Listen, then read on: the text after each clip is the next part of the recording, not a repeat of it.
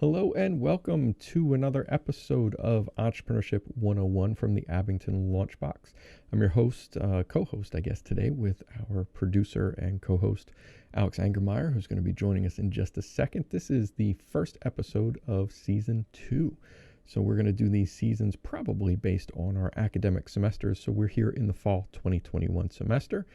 And Alex is in his full-on second day of work here and already producing the first episode of the season for Entrepreneurship 101. So Alex, welcome and thanks for taking on the task of being the next Launchbox amplifier. Yeah, thank you. So this is my second year at Penn State Abington. I'm currently in the Division of Undergraduate Studies here at Penn State. I plan to major in corporate innovation and entrepreneurship. I'm also involved in starting the Entrepreneurial Student Association here on campus. Yeah, that's excellent. So you yourself and a few other students are working together to pull together an entrepreneurial organization for students to be engaged in. So that's a great thing. And I appreciate the time and the effort that you're putting in to make that happen, as well as taking on the challenge of producing Entrepreneurship 101. So you ready to get rolling with our first episode? Yeah. So Peter, I just have the first question started off here. So basically, when do you seize an opportunity? When you have an opportunity at hand, is it basically from luck or is it from hard work and dedication? What's your thoughts on this? Yeah, so I'll take 101 seconds to try to, I don't know, at least give my thoughts. And that's really what we're covering on Entrepreneurship 101. So, how do you know when an opportunity is at hand? I guess from experience, at least my personal experience, I've often not known until sometimes the opportunity's gone and passed. Sometimes I've realized it reasonably well timed, but it's really hard to know when the opportunity is present, it's in your hand, it's graspable, it's attainable, you can do something with it. And I think it comes from experience. I think, we talk about wisdom is kind of the combination of knowledge and experience. And I think that's what helps when you're understanding opportunities, looking for opportunities, taking action on those that are there.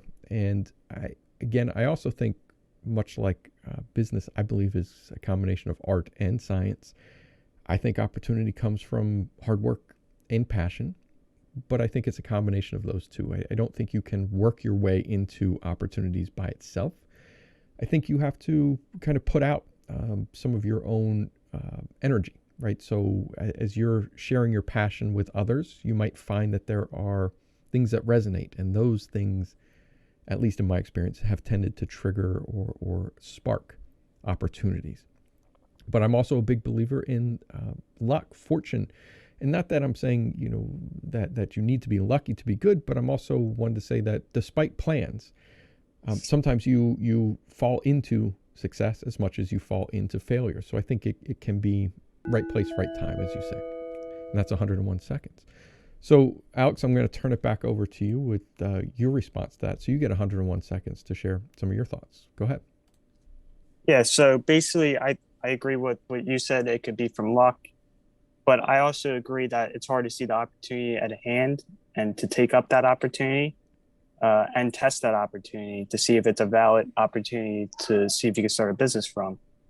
But I do believe opportunities come from hard work. For example, I come from the analogy, if you have an axe and you're cutting down woods or a wood patch, and you cut all the woods down, now you have an opportunity to use that patch to build a house, to build a business. So I also believe opportunity can come from hard work. Um, I also believe at the right place, the right time can bring opportunity. Some people have luck when it comes to that opportunity. Some people I saw even ask the universe for an opportunity to come to them to start a business. Sarah Blakely from Spanx, she asked the universe for an idea when she was working for a fax printer company, and next thing you know, she started a $1 billion company. So I mean, there's different ways to look at opportunity, but opportunity is like tailwind, for example. Like when there's a trend, you can use that trend as tailwind for your business. And every business wants to hop on trends because that's a new and next big thing. So yeah, opportunities come to 101 you. seconds seems like a short time, but it's not. Yeah, You still got 20 yeah, seconds. yeah. I do. I'm looking at the time. I got 90 seconds. Holy moly. Uh, but yeah, opportunities, they come and they go, but you have to stomp on them before they leave, or the market doesn't exist anymore. All right, there's your time. You made it to 101. That was your first 101 seconds. That's all good. It's a challenge. 101 seconds seems like you won't get any time to talk until that timer starts going, and you realize Yeah. 101 seconds we can cover a lot. So, Alex, you want to hit people up with some calls to action? Yeah. So if you guys like what you're listening to, please like, subscribe, or comment or engage. We're always looking for new people. So email us if you want to be a guest. So thank you for watching. All right. All right, so let me get into the next question, and this one I'm going to pose to you, Alex. So let's talk about validating ideas. We all have ideas, they pop into our heads. Sometimes they're good, sometimes they're not. But how do you validate it? How do you figure out if it's something worthwhile pursuing, putting money, time, energy into? We've got all kinds of different processes like business model canvases, lean startup. So what are some of your thoughts? Maybe it depends on the type of venture you're doing, and maybe it's also timing. So maybe you start and you're validating your idea, and maybe then you need to make pivots along the way. But talk to us about validating ideas. How do you know if it's worthwhile to pursue? And we're going to give you 101 seconds. Go ahead. Well, when it comes to validating ideas, I gravitate toward the lean startup, just testing the idea, putting out a minimal viable product to see how your customers react. So if you're starting an app, I would do a minimal viable product. I would ship it out to the users and basically get customer feedback, because that customer feedback is going to lead to an insight of what your customers really want. And if you can deliver what your customers really want, then you have a good product. So, but if you're doing something like a restaurant, if you want to test out a restaurant, you would test out some recipes and give it out to your customers, and they would give you feedback. It's kind of the same thing, just different ventures, but it's the same thing, just getting out something that you can give to your users and getting feedback, because that's the most critical thing, I think, in starting up a venture and validating the idea, is getting feedback from your customers. So then when you get feedback, you can see if you need to pivot or if you can keep going. It's very hard to pivot because you had a goal when you started that company or that idea, but the pivot may be necessary to keep the business alive or the idea alive. But even if sometimes if you have outside investors too, and they already invested in the company because of that idea, and if you want to pivot, they might disagree with you, and then you can run into problems in that sense. So it's really hard with anything. Entrepreneurship is really hard. So even if you have an idea, you're probably going to have to pivot because you're going to get that feedback, and just it's going to be hard. It's going to be a hard journey. All right, there's our 101. And I tend to agree. I don't think that, the topics on Entrepreneurship 101 are not necessarily things where we're going to have, wide disparities of whether we agree or not, but we probably have different experiences, right? So my thoughts, again, I think tools like the Lean Startup and Business Model Canvas are great ways to validate ideas.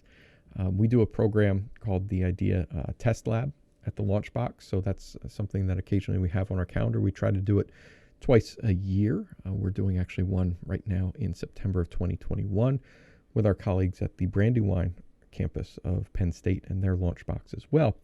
But in that program, we talk a lot about this validation concept, and that component is really based upon putting together the customer discovery, right? So who really is your customer? What is it that they, what problems do they have?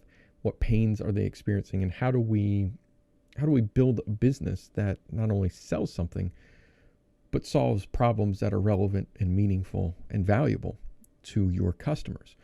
So this process of validating, I think, is iterative. And you talked about pivoting. You talked about this concept of sometimes you got to keep going because the learning happens in that process of designing a plan, but testing it. Then when you test something, you should be learning from that. You're going to learn customers love this, customers dislike it.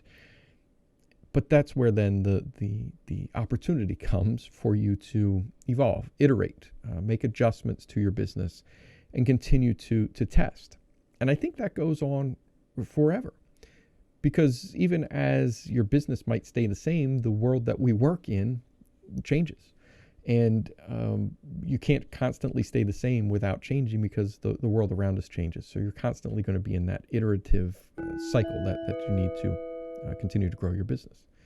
And there's 101 seconds for me. Yeah, I totally agree with what you said there. I mean, it's hard. It's hard to pivot because if you keep going, you can learn more insights, but it's a hard journey. Cool.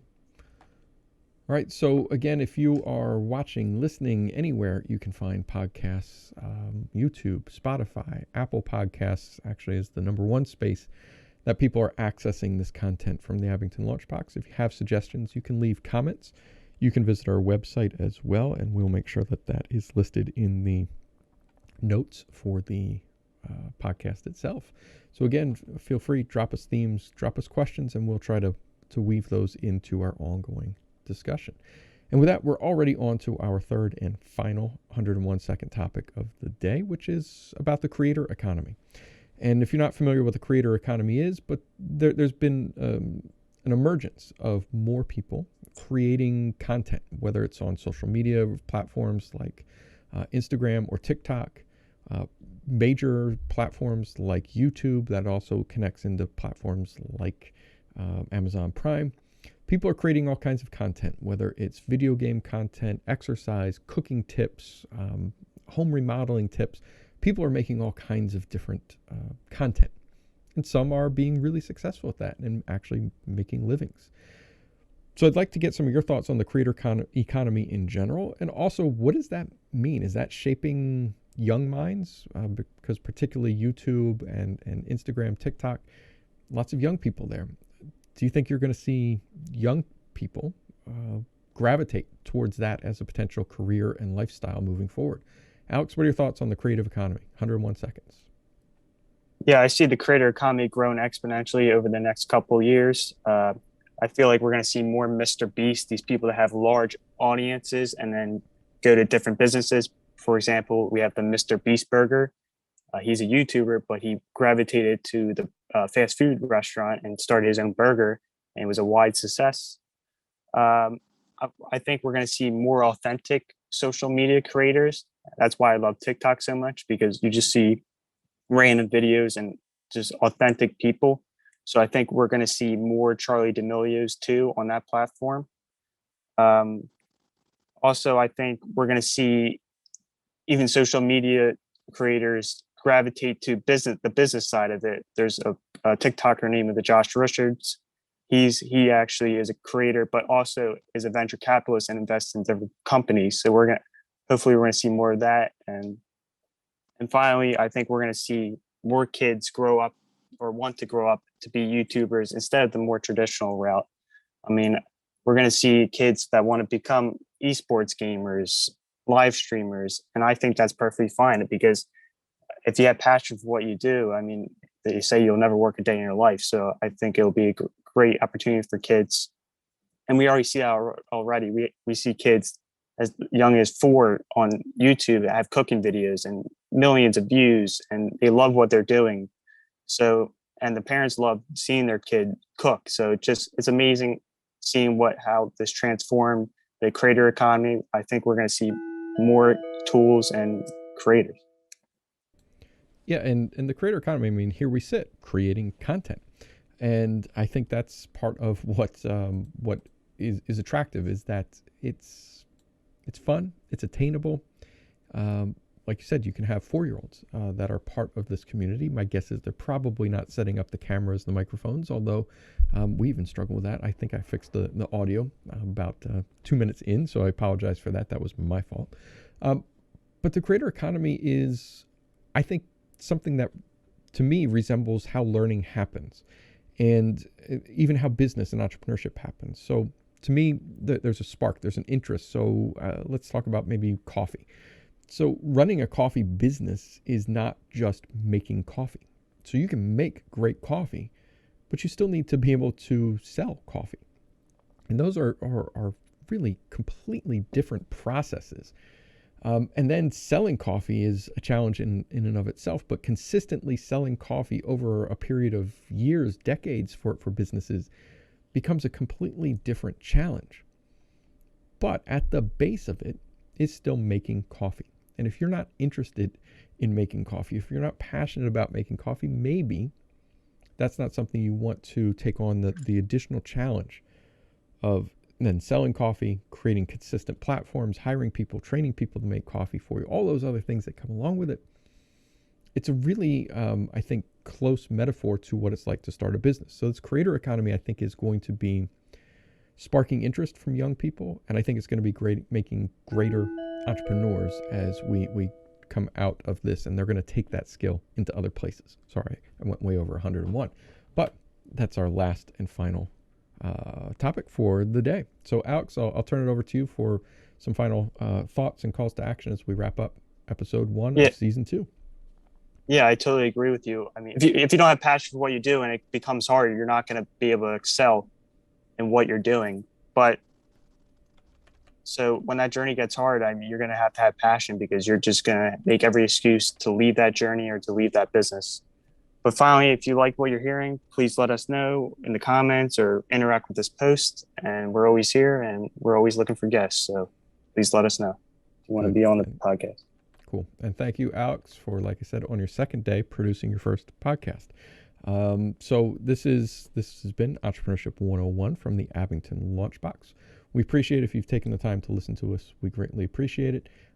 If you're interested in engaging with us, send us questions. We're even looking for guests. We'd love to have people join us moving forward. So again, thanks, Alex. We're going to have these coming out several times a month. So please feel free to subscribe so that you can get these when they come out.